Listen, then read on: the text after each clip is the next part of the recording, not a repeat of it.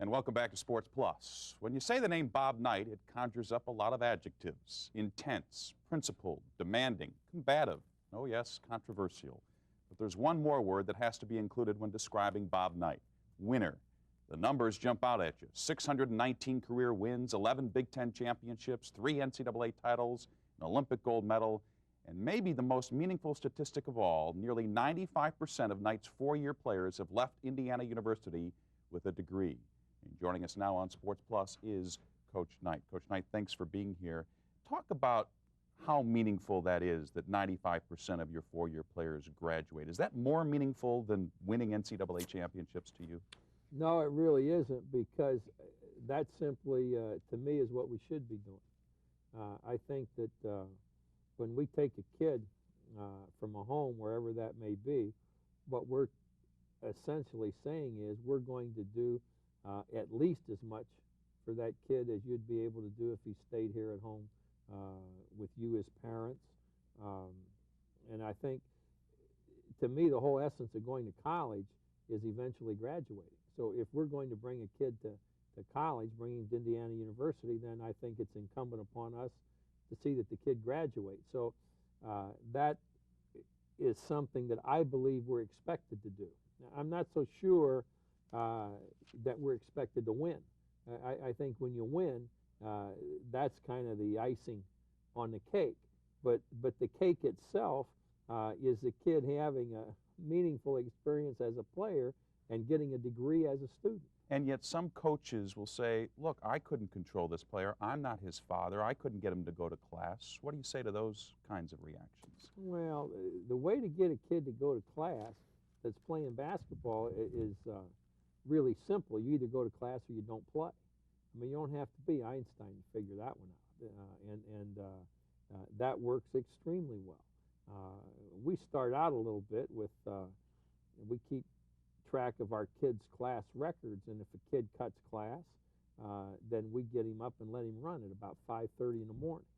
And it's amazing how I think the early morning air, the clarity of the air, the briskness of the air enables that kid to, in the future, set his alarm clock in such a way that he doesn't miss any more class. The criteria that you have for basketball players that come to Indiana is not just a good jump shot or a good rebounder or a guy who can play defense. What do you look for in a player that you're recruiting? Well, and this is a very difficult thing to determine, but I would like to get a player that can listen.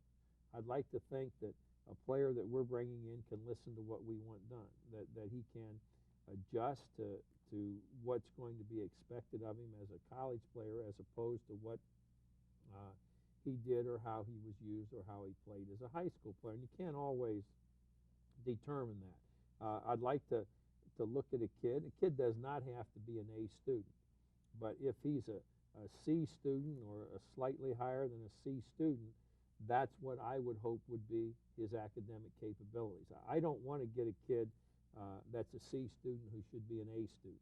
That's always the kind of kid that I would just as soon go somewhere else. I'd like to be able to think that this kid has really worked to get the most out of what he has. I like to talk to people that don't know the kid, that have coached against the kid, that have officiated games in which the kid has played, or if I happen to know somebody that's a really knowledgeable fan in an area.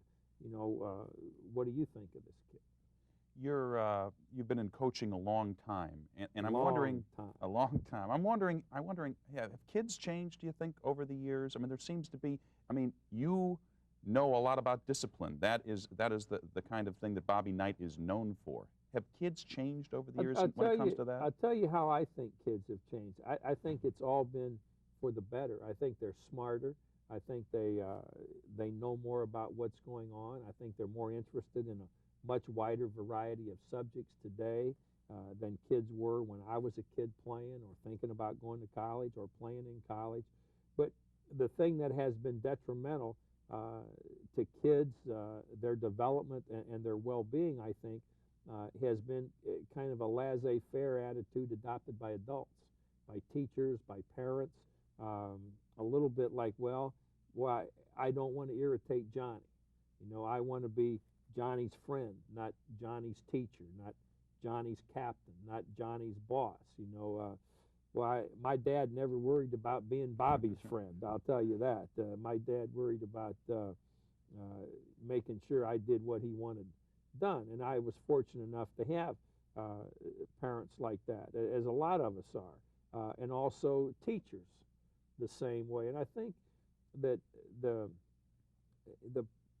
basic problem that kids have is that adults that they come in contact with at various stages of their development have ceased to be as demanding of those kids. See, I think that we can get more out of the kids because they are smarter, they are better read, they're exposed to more things. They have more to give today than kids had 20 or 30 years ago, simply because of what they know. But to get it, we've got to be just as demanding as those people were 30 years ago. So teachers have changed, but it seems just looking at Bobby Knight, your principles have never changed. Has that been difficult? Well, I may be anachronistic. I mean, I'm not so sure that in some cases I have really, quote, kept up with the times, but I'm not sure that keeping up with the times is in always the best interest of kids that I have anything to do with, i.e. The players that I have.